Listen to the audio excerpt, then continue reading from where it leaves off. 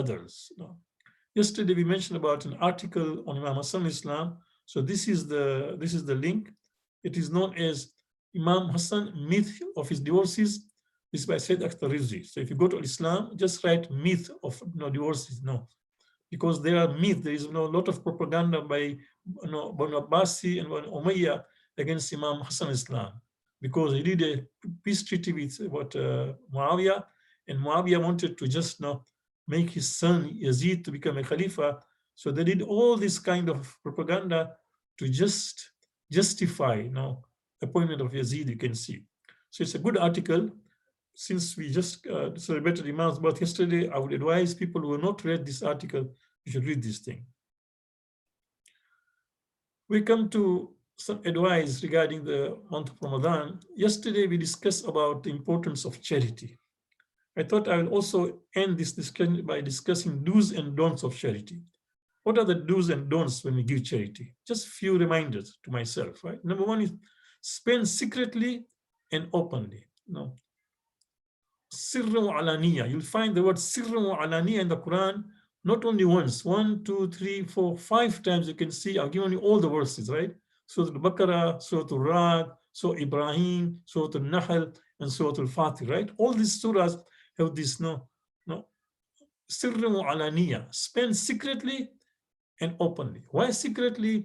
So that just to be sincere. Sometimes, for example, let's say that there is very good cause you want to give, and you are sitting with your wife or your spouse on a table, and he or she says that I'm going to give this thing, and you know that this cause is good.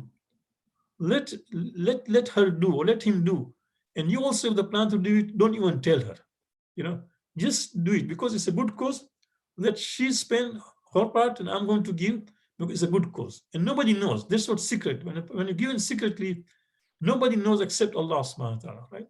Or we are not boastful, right? Public spending is sometimes important because it happens that, for example, there is a very good cause that organization or that person who is in need is suffering and nobody is helping. When you do it in public, then say, oh, mashallah, this person is doing it. It must be a good cause. Let me do it also, right? Or for example, let's say that somebody who is earning less than me is also giving. Then I will be put ashamed that no, Allah has given more. I should even give more than this person.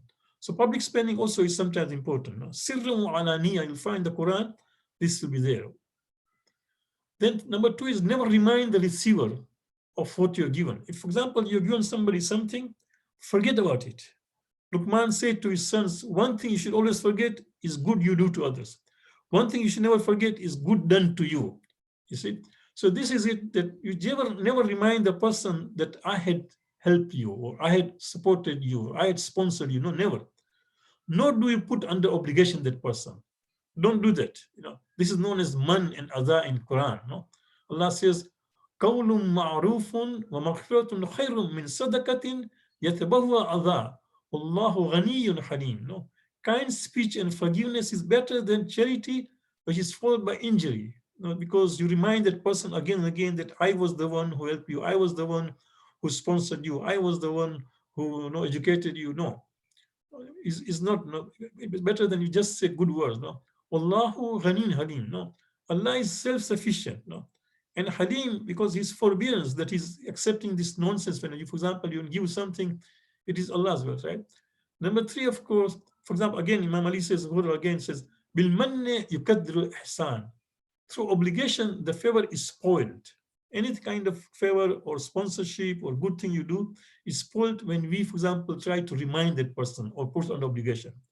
Number 3, have faith that what is given has been loaned to Allah. This is because Allah uses the word Man dhal ladhi yuqridullah qarz al-hasana. Who is he who is going to give loan to Allah, a qarz al-hasana? So keep in mind that whatever we give is loan to Allah. It's a loan which we have given to Allah subhanahu wa ta'ala. So a loan given to anybody who is trustworthy will come back to you. Imagine Allah. Somebody who is a dignity, somebody who is trustworthy, when you loan that person, you don't even take any kind of papers, any kind of witness, because you know that this person will definitely give my money back. So imagine when you give something to Allah. So any kind of charity is given, keep in mind that that is a loan given to Allah, it will definitely get back to you. Not only in this world, in the hereafter, even more than that, right? Number 4, consider your amount to be meager, just little. Remember only a few days ago in passage 10 of Saif al-Sajadiyah, we read Imam says, وَاسْتِقْلَالِ الْخَيْرِ وَإِنْ كَسْرَ مِنْ قَوْلِ وَفِعْلِ. Right? Imam said that, oh Allah, make me always, whatever good I do, look as little. I should belittle it. No? So whatever amount you're given, $100,000, $5,000, $10,000, is nothing. Allah has given me so much. I'm just giving little. So always consider your amount to be meager, as little, as insignificant, right? That is known as istiqlal al-khair. We discussed the other day, istiqlal al-khair, istiqsar al-shar. If something bad is done, consider it to be a big deal, right? Then find ways to fight miserliness. Some people are miser, but in their nature, they just don't want to share. You find, because there's so much attachment to the wealth that they cannot do that. Find ways to fight it. No, try to see, a person also sometimes needs training. There are certain things we need coaching and training. So if somebody, for example, you find we get this complaint, sometimes the spouses come to her that my husband or my wife is very, miser, just does not allow me to spend. Every time I do that, and they just give me a big lecture that why you're doing it, right?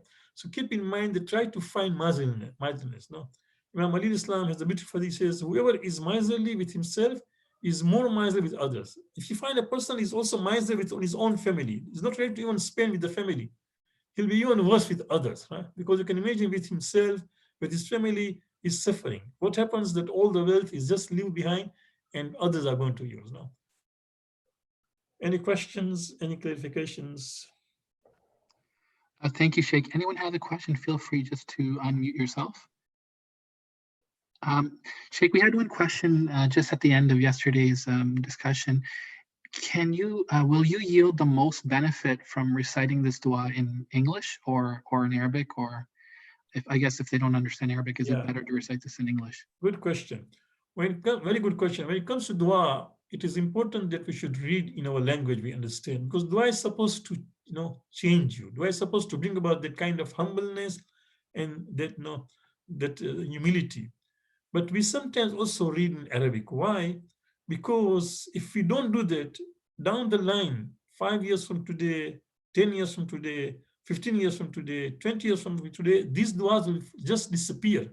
Look at our Christian neighbors, right? Go to the neighborhood. I live in Canada. In every corner, there's a church. Go to a church. Forget about somebody's home. Go to a church. They allow you. Just go there and ask them to give you the Bible in its original language, Hebrew or whatever language it was that give us. And they would not even have it in the church. Forget about in the homes. But today in every Muslim home, there is a Quran in Arabic, right? There's a Mafath al-Jinan with the Shias houses. So we also read in Arabic because these are the words of Masumeen, and you want that original to be kept. But yes, we should actually, for example, let's say that this is month of Ramadan, we are reciting Dua Iftatah. I would suggest that we should, for example, for 4 days, we should read in English and 3 days we do in Arabic. Or for example, you can say half dua you read in Arabic and half in English, and the following day you read another half. You can do that, right? Because this dua has so powerful messages. It's supposed to change us. And that will only happen if you understand it. Thank you. There's sort of a two-part question. I'll try and read out both parts because I think they're connected. Can you clarify about today's discussion? It basically means you reap what you sow. How can this be applied when we see examples of injustice that was done on our Prophet, sallallahu alaihi wasallam? The Prophet was treated unjustly despite never being unjust. And the follow-up, which I think is related, is when someone is not being fair with me, does that mean I deserve it, or am I being unjust? Or am I being tested? Sorry, am I being tested? You see, keep in mind that when we say, for example, when Imam says, "Kama tudinu tudan," that you will be dead the way you dead, it doesn't mean that every wrong person had wrong. Not necessarily, because take Ali Asghar, right? Janabi Ali Asghar, he was 6 months old, a babe, Masoom, right? Whom could he have wronged? But was he not wronged? Was he not killed in the hands of his own father? Was he not denied water? So keep in mind that when we discuss this thing, don't extend the arguments to unnecessary things, right? that generally, of course, as Imam says, if you're wrong, you'll be wrong. But if it doesn't mean that every wrong person has wronged. So Imams or Masums who were wrong is not because they had wrong. There's a beautiful hadith which says a person who is closer to Allah will face more challenges. Keep in mind, so Mu'mineen today are suffering. See, for example, Mu'mineen suffer in Nigeria, Mu'mineen suffer in Bahrain, right? In the fall, there was a spring, when there was a Arab spring, when everybody started rising, even Shias in Bahrain started rising about their, they were just trying to fight for their right. What has happened? You can see they've been quietened. So many Shias have been imprisoned. They are in the jail suffering. So does it mean that this is because they had wrong? No. So keep in mind that that does not necessarily mean. And of course, the second part of question, that sometimes if you are facing trouble, yeah, it could be what happens. Keep in mind, whatever trouble comes to you, there are three things you should know. A person is in trouble on account of three things. Either it is because of his own making, that I might have done something wrong that I'm now facing no problem. For example, I take my car to my mechanic and he says, it is due that you change your brakes, because now the life of the brake is just 10%, 15%. You say, oh, 15%, I can still continue. I come next time, no, I'll do it. And I didn't do it. And then, for example, one fine day when I tried to brake my car, it didn't stop and got an accident, right? So I may be the responsible, number one. Number two is that it is on account of maybe a punishment I'm getting on account of sins which are committed. And which is good because Allah is punishing us just in this world. And the third reason is it is imtihan, right? So whenever, for example, a person is in a problem, look back and study yourself. What could be the cause of what has happened? Very good. Another question is if we did something wrong, how to return good to that person if we don't know where they are at that moment? How do you sort of? Yes, yeah, very good question indeed. Yeah, if you know that you wrong somebody, then, for example, let's say it's somebody's money you got, right? Try to reach him out, reach her out. If you can't, then give it to the children, right? Anyway, you don't necessarily say that I did zulm on your father or your mother. Just say this is something from me as a gift for you, or for your children, and give it out, right? That's one thing. You try to reach out. It's very important. If that is not possible, the second stage is that you just take out money, which is known as, and this is very important. Many people do it. I don't know how many. When you take out your home sense, at that time also take out money, radd mazalim. Radd mazalim is a very good practice. That means if money which has come to you inadvertently, you would like to just give it back to radd mazalim. That means returning back things which have come to you wrongfully, right? So do that thing, radd mazalim. Number three, of course, if you've done something wrong, not financially, but somebody's gibbat or somebody you harmed him, you hurt somebody's feeling, pray for that person. Do istighfar for that person sincerely. And when you do dua for somebody sincerely, it is accepted faster than he himself does for himself. Because if I do guna, Musa was told that come to me with a innocent tongue. So Musa said, yeah, Allah, how can I do that? He said that let others pray for you, right? So when I pray, I'm a sinner. I know I'm a sinner. So when I'm praying to Allah, I may not be that sincere, right? But when I pray for others sincerely, then that dua will be accepted. So pray for that person. Assalamu alaikum, everyone. I have two questions actually regarding Salah. Did our Imams ever pray two Salat separately, like Dhuhr and Asr or Maghrib and Isha? The reason I'm asking is I was just listening to some of the speaker and they say don't make a habit to pray every time both namaz together. You should sometimes you give a break, like give between time. That's the first question. The second question is while we're praying Maghrib and Isha, do we have to wait till the sky gets a bit darker, or I always get confused during Maghrib and Isha. So please, if you can clarify. Thank you. Okay. Now, as we say, that if we get into this Messiah's question, there will not be end to it. No, it will be a big thing, and we will be derailing ourselves. But I'll try to answer very briefly. I'll advise you that get answers to this question from a scholar, Maulana. So coming to that, yes, the Imams you say prayer separately. Yes, they said separately and also together. Prophet used to pray both separately and together. This is mentioned both in the Shia and Sunni books. There are enough, about evidence that Prophet used to pray together, although there was no reason. It was not raining, there was no urgency, it was not a war, and he also used to say separately. So we can do both. Yes, it's not necessary that you should always pray together. But keep in mind that if you come to namaz, to masjid, when Zohar is being said, after that Asr is being said in Jamaat, don't miss out that point. Make sure that you participate in Asr namaz. I know many of our Sunni brethren who attend Jummah prayers, but they miss out Asr prayers altogether. There's so much give importance of Jummah, but they miss out Asr altogether. Until they go home, maybe they pray or not. So keep in mind, yes, you can combine also sometimes, you can also say together. Both are fine, right? And as far as, for Isha is concerned, yes, depending, just look at the books of Masail of your Mujtahid, that there is a Fazilat time of Maghrib, and after that, Isha time begins.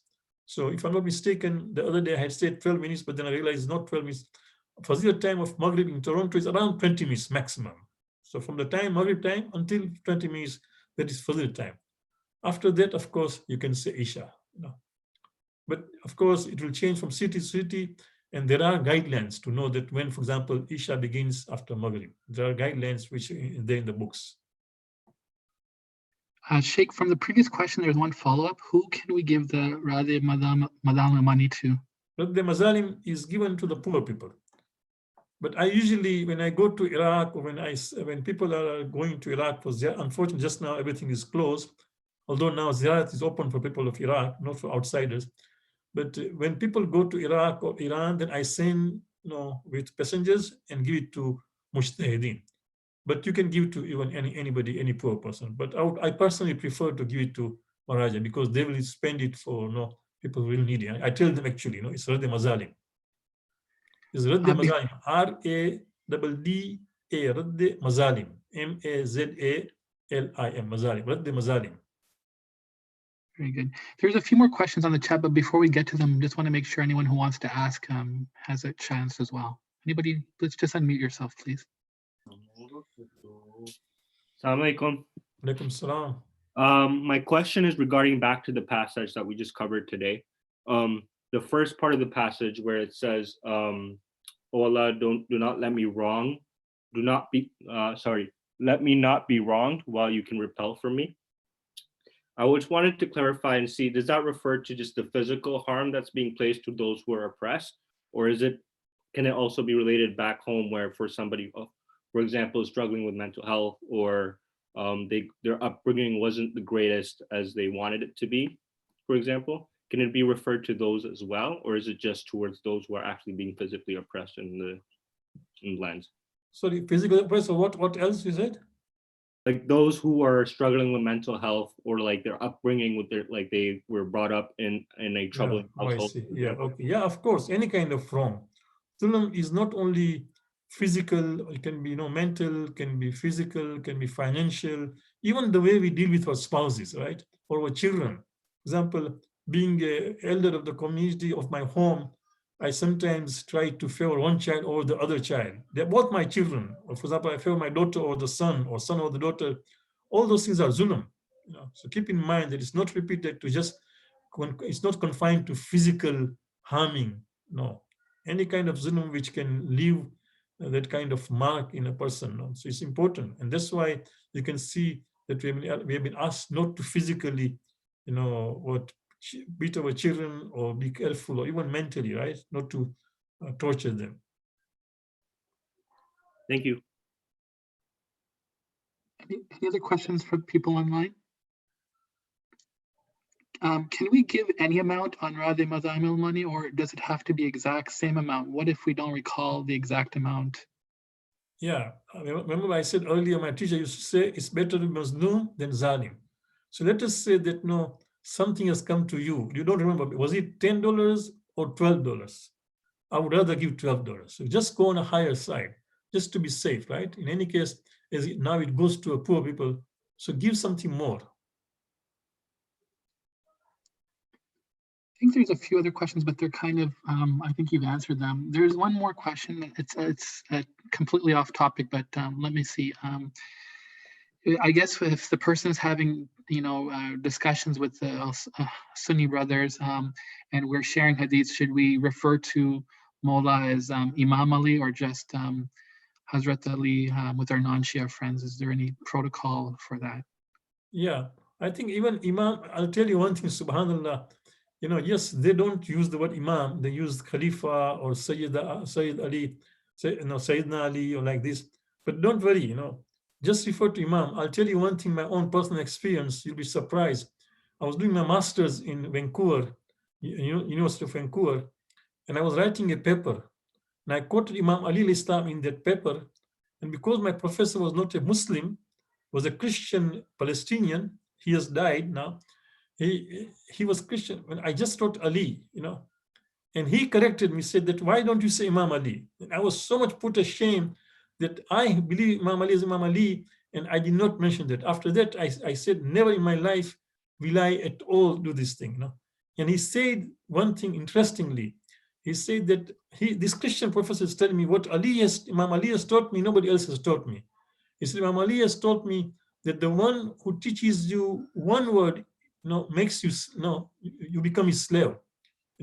So this is the kind of teachings of Imam Ali al-Islam, which has impacted so many people. So this is a Christian Palestinian who says Imam Ali has profound teachings, right? So no, stick to your principles. By calling Imam Ali, you are not at all upsetting the Sunnis. This is what we believe is Imam is Imam. In fact, for them, Imam is such a common word. They use Imam for every, I'm part of council of these scholars here, local in Toronto, is known as CCI, Council of Canadian Imams. So we call each other as Imams. So they call anybody as an Imam. We can say, and we are calling Imam Ali as Imam, nothing wrong. So stick to Imam. Thank you, Sheikh. Other questions? Sheikh, I think that's it. Thank you very much. We pray to Allah subhanahu wa ta'ala that may Allah accept. Please, especially we are going through this pandemic of coronavirus. Many people are suffering. Please pray to Allah that by the at least end of this Ramadan, things get improved, because really you can see up to now, millions of people have been impacted, and some people are dying, some people are sick. Sorry, Assalamu alaikum. My question was not taken, although it was pertaining to the book, to the topic. Please go ahead, sister. Maybe I missed it. Go ahead. Yeah, and I said that regarding harsh punishment meted out to children when they were young, like, of course, with the intention of always with good intention of improvement in their behavior, but later on now, much down the line, if you feel that was rather harsh, sometimes beating. So what correctional measure can you take now? Do you have to give diyat? If yes, to whom? Yes, talk to your children. Talk to your children that, yes, I was a little harsh as a parent. Please forgive me, but I meant to be, just good for you. I meant to look at your welfare.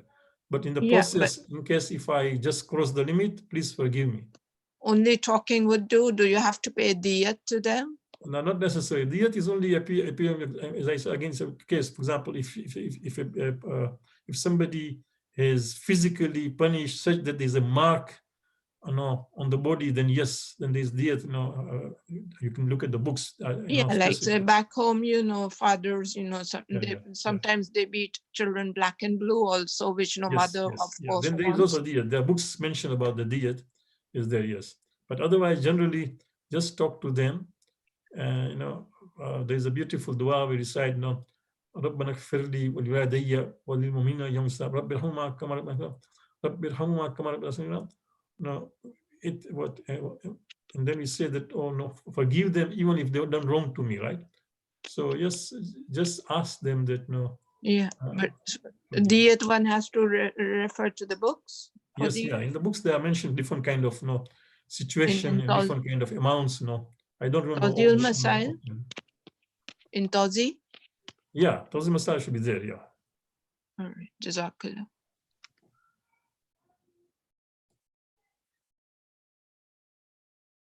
Thank you again. Inshallah, please pray for each other, inshallah.